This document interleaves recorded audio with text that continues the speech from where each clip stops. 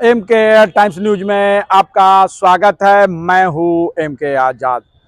आज बात करूंगे कि धनबाद जिले में ईडी ने एक दस्तक दी और इसको लेकर पूरे धनबाद में एक सनसनी सी जरूर फैल गई, क्योंकि ईडी की जो दबिश पड़ी है वो धनबाद के डीटीओ सीपी दिवाकर द्विवेदी के अपार्टमेंट में पड़ी। झालूडी स्थित देव अपार्टमेंट में ये छापे मारे गए। बताया जाता है कि ये छापे कोई आज के मामले को लेकर नहीं है। जब सीपी दिवाकर द्विवेदी जी जब रांची में काके में अंचल अधिकारी थे, उसी समय में एक जमीन घोटाले हुए और उसी घोटाले के आरोप में ईडी में एफआईआर दर्ज हुआ और उसी एफआईआर के बाद पूरी तरह से आज ईडी ने उनके आवास पर दस्तक दी और इसको लेकर जो बात सामने आ रही है वो बड़ा हैरान करने वाली है।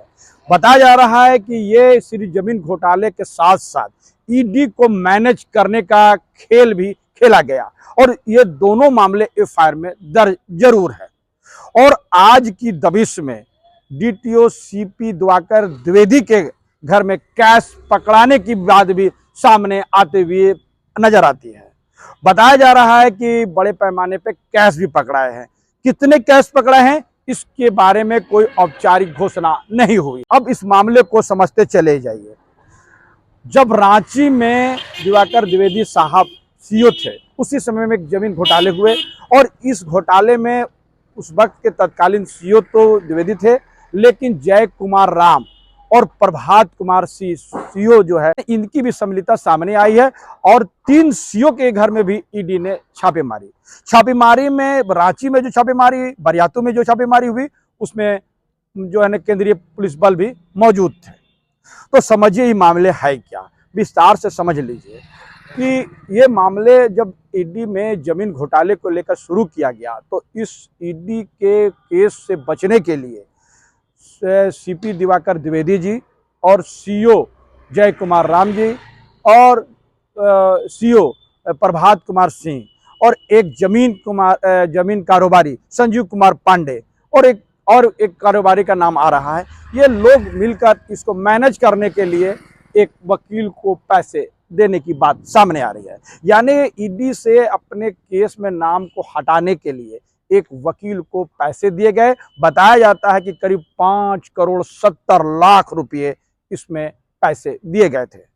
और इसके बारे में बताया जाता है कि जो सीओ जय कुमार राम है, वो अपने परिचित जिसका नाम अमन बताया जाता है, उसके मार्फत 3 करोड़ 40 लाख रुपए दिए और प्रभात कुमार सिंह जो सीओ हैं वो करीब 1 करोड़ 5 लाख रुपया दिए। और बताया जाता है कि सीपी दिवाकर द्विवेदी ने उन्होंने भी 1 करोड़ दिए, लेकिन वो पैसे जो दिए हैं, जो द्विवेदी जो दिए हैं, वो अपने भाई के मार्फत दिए हैं।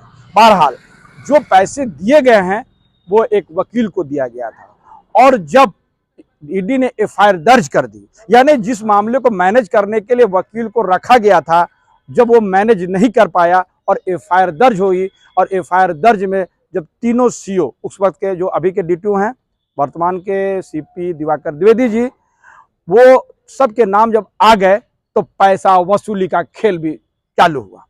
बताया जा रहा है कि 2 अक्टूबर को सब मिलकर, यानी जय कुमार राम सीओ प्रभात कुमार सिंह और डीटीओ सीपी दिवाकर द्विवेदी जी और अमन और ये सारे लोग और कारोबारी संजीव कुमार पांडे जी, ये सारे लोग वकील के घर में पहुंचे और उनसे अपने पैसे की मांग की और यहीं से एक दूसरा अध्याय शुरू होता है।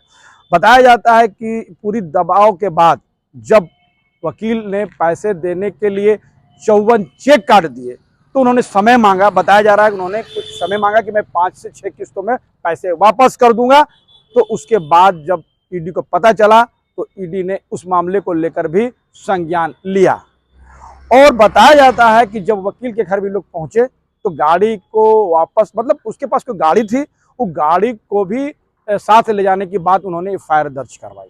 बहरहाल जांच का विषय है, लेकिन धनबाद जिले में इस वक्त में एक सनसनी फैली हुई है, क्योंकि धनबाद के डीटीओ कार्यालय में एक डीटीओ के घर में जब छापे पड़े तो कार्यालय में भी सन्नाटा साफ साफ दिखा। जो लोग काम से आए अपने काम कराते हुए चले गए, और बहुत जल्द जो करीब 6 से 7 बजे तक कार्यालय चलने वाला है, जल्दी कार्यालय बंद हो गए। पूरी तरह से धनबाद में ये खबर फैल गई कि डीटीओ दिवाकर द्विवेदी, सीपी दिवाकर द्विवेदी के घर में छापे पड़े हैं सुबह सुबह के बाद। उसके बाद सब लोग अपने अपने सत्ते में आ गए और पूरी तरह से धनबाद के जो अधिकारी हैं उसके भी कान खड़े हो गए। बताया जा रहा है कि सब लोग अपने अपने जगह पर सतर्क होते हुए नजर आए।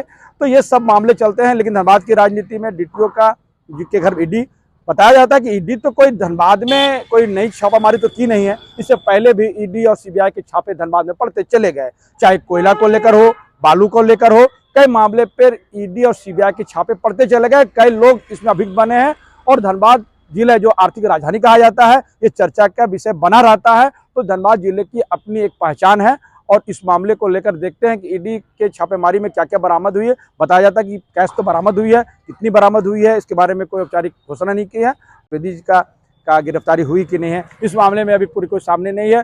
जैसे आएगा मैं अपने दर्शकों को बताऊंगा। आप लगातार एमके टाइम्स न्यूज में बने रहिए।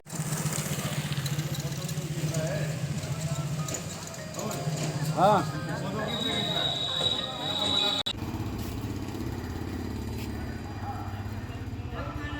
हाँ बढ़िया बढ़िया है,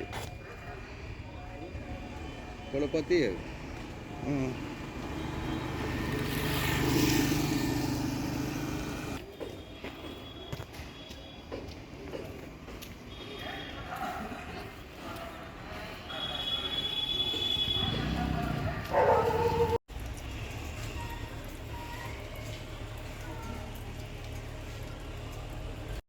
कीड़ा हमारा नहीं देखना। अरे क्या है